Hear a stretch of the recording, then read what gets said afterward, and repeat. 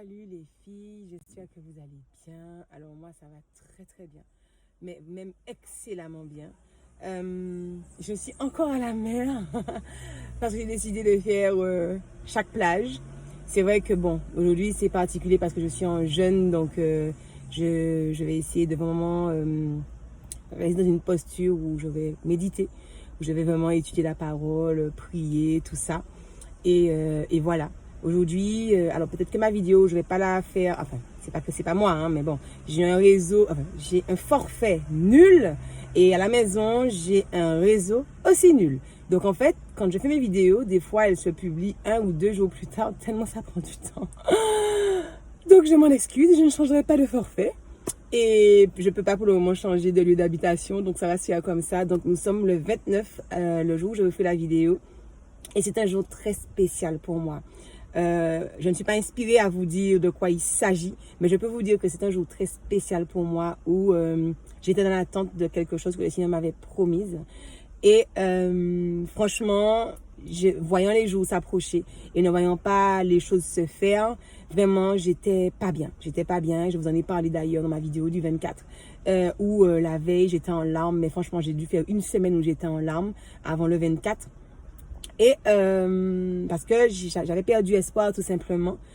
Et quand le Seigneur, comme je vous disais dans ma vidéo, m'a dit, écoute Vinciane, tu me crois ou tu me crois pas? Tu me fais confiance ou tu ne me fais pas confiance? Il faut savoir où est-ce que tu te mets parce que là, j'ai besoin de pouvoir te parler concrètement. Donc arrête de fier le diable, venir dans ton esprit, dans tes pensées et alimenter tes peurs. Et pourtant, j'ai fait une vidéo à ce sujet où je vous disais de ne pas donner vie à vos peurs et c'est justement ce que j'avais fait à ce moment-là, donner vie à mes peurs. Comme quoi, c'est vraiment la relation avec Dieu qui nous permet de pouvoir vraiment chaque fois aligner les choses parce que c'est possible que nous puissions, sans s'en rendre compte, être dans une situation que le diable, en fait, dans un piège que le diable nous a tendu et le Seigneur, par son amour, par sa miséricorde, par sa fidélité, eh bien, il nous fait des petits appels de phare pour nous dire, oh, attention, fais attention parce que là, tu vas pas aller bien. Et c'était ça. Le diable m'avait tenu dans ma peur et avait vraiment fait quelque chose par rapport à ça où j'étais pas bien, où j'étais en larmes et tout.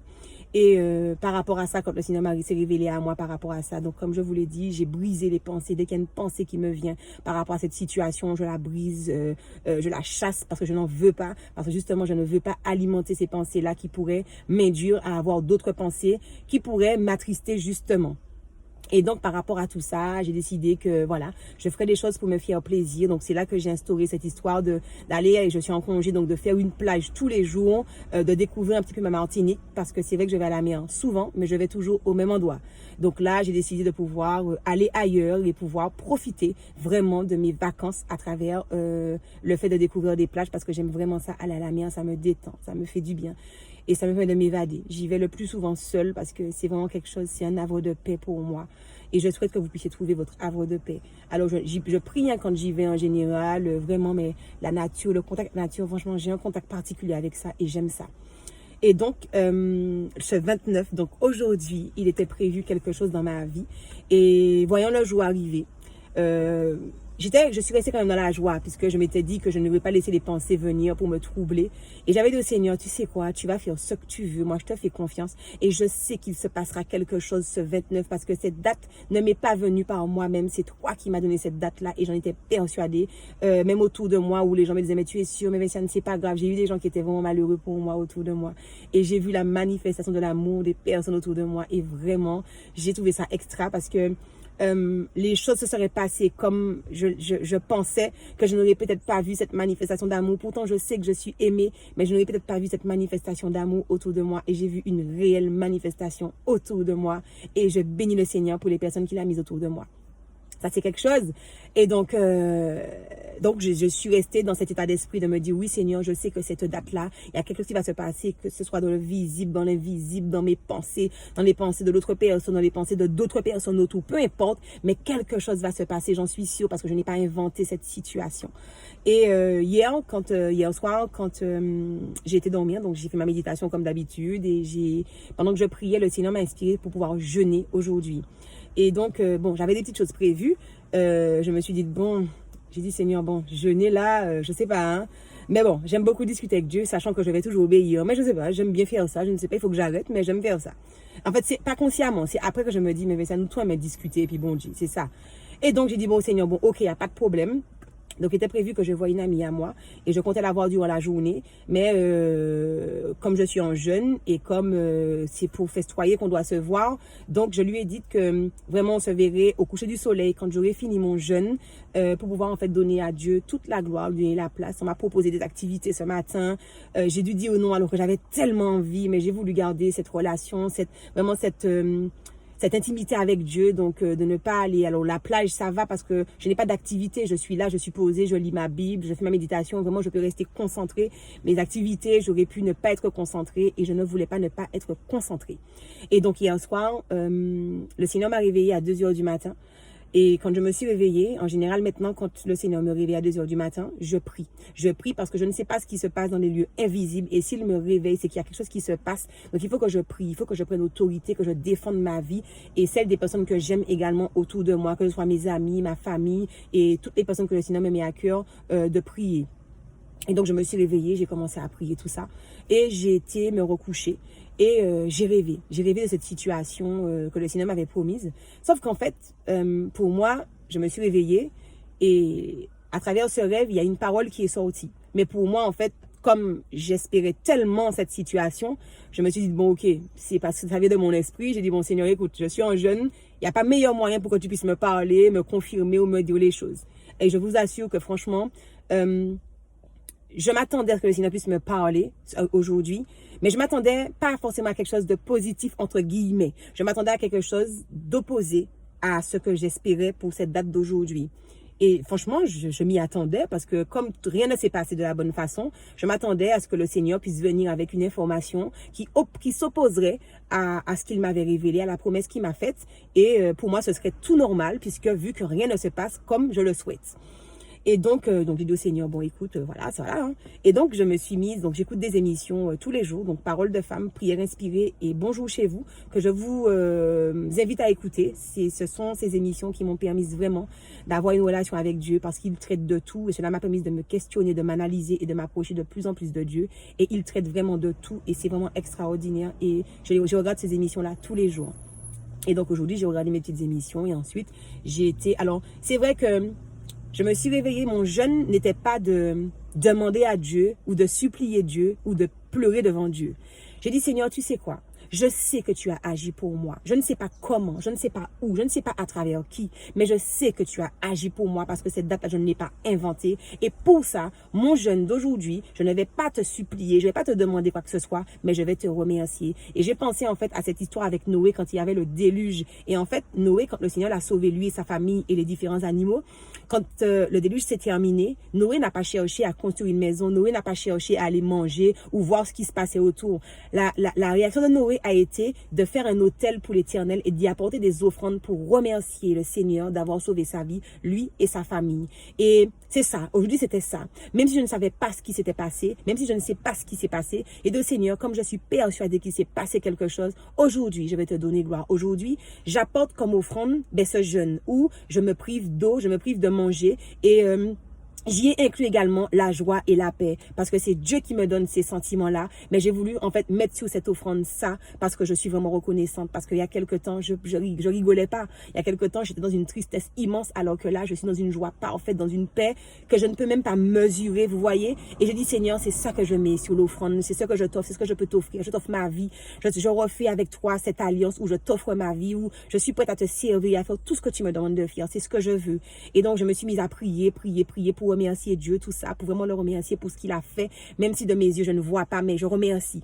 Et donc, je vais lire la parole, mais j'ouvre ma Bible sans chercher, mais je sais que je vais quand même porter attention au titre, parce que ce que je veux, c'est offrir à Dieu des offrandes. Donc, je veux un texte qui parle de ça, d'adoration, un texte qui parle de vraiment lui donner gloire. Et je tombe sur le texte de 1 Chronique 29, Et où en fait, c'est le titre, c'est ça. C'est en fait, c'est le peuple, c'est David et le peuple qui se prosternait devant Dieu et qui avait donné gloire à Dieu. Et il leur avait offert tout ce qu'ils avaient, l'or, l'argent, tout ce qu'ils avaient, ils avaient offert au Seigneur. Et il dit au Seigneur, ben, c'est un bon texte parce que je veux vraiment te donner gloire. Donc effectivement, au début, on explique tout ça. Et après, en fait, dans le texte, on parle de David et de Salomon. David, c'est le papa de Salomon. Et David, il était roi. Et en fait, son fils devait venir à sa suite. Et donc, en fait, il devait le décréter roi.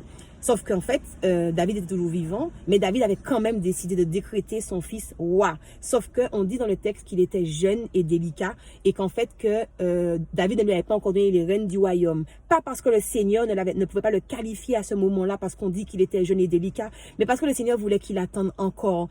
Et on dit à un moment donné qu'à une deuxième reprise, qu'on le décrète roi, mais que cette fois-ci, il a les rênes du royaume.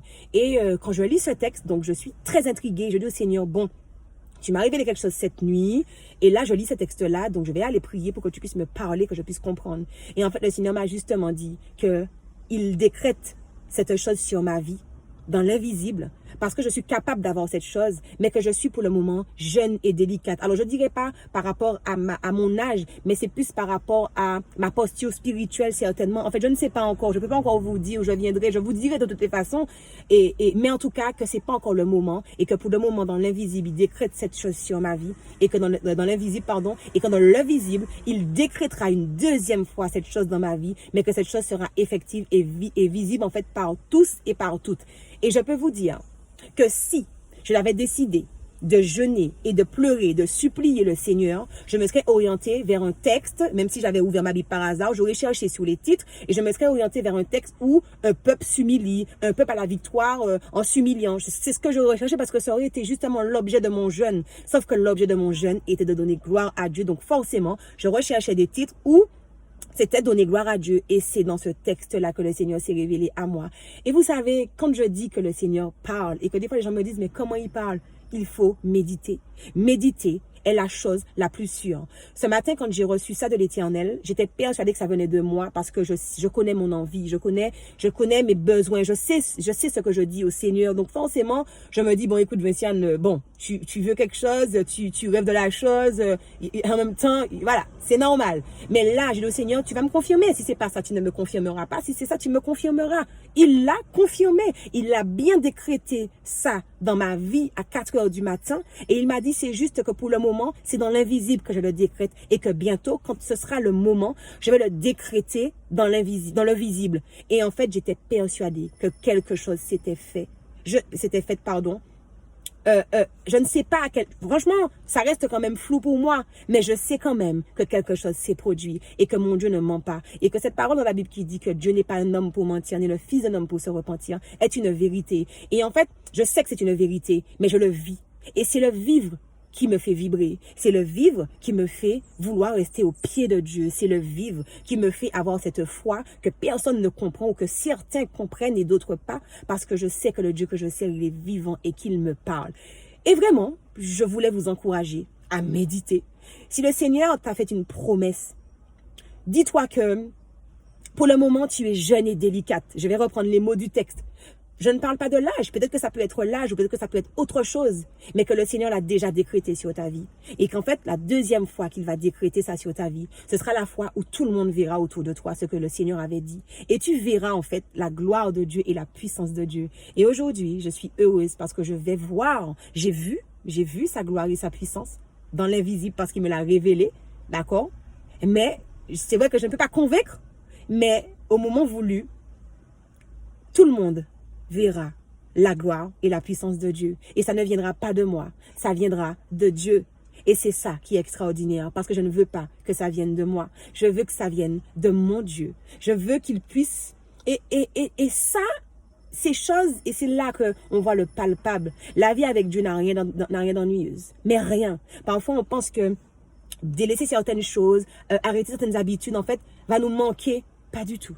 Pas du tout, ça ne me manque pas du tout. Je suis dans une découverte chaque jour avec mon Dieu. Il me fait découvrir des choses extraordinaires. Je vis des choses, je suis dans des émotions, dans des montagnes russes avec l'Éternel et ça me fait du bien. Et chaque fois, il sait me donner la paix.